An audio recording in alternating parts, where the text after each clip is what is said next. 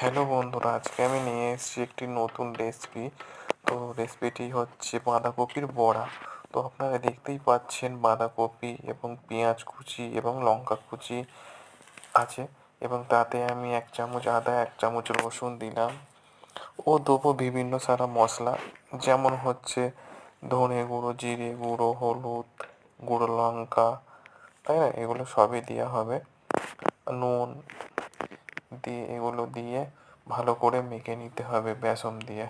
তো বন্ধুরা, ভিডিওটা লাস্ট অবধি দেখবেন, আর যদি ভালো লাগে একটু লাইক করে চ্যানেলটাকে সাবস্ক্রাইব করে বেল আইকনটা বাজিয়ে দেবেন।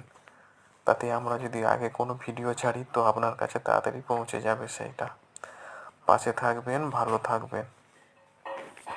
তো এই যে বন্ধুরা দেখছো, এই যে এবার এটা আমি মাখিয়ে নেবো। তো বন্ধুরা, ভালো করে মাখাতে হবে, আর বেসনটা দিতে হবে, একটু বেসন দিয়ে কড়াইয়ে ছাড়তে হবে। তো বন্ধুরা, আমি বেসনটা দিয়ে আর ভিডিওটা আমার লোড হয়নি। তো দেখুন কিরম করে কড়াইয়ে এই যে কত সুন্দর করে ভাজছে।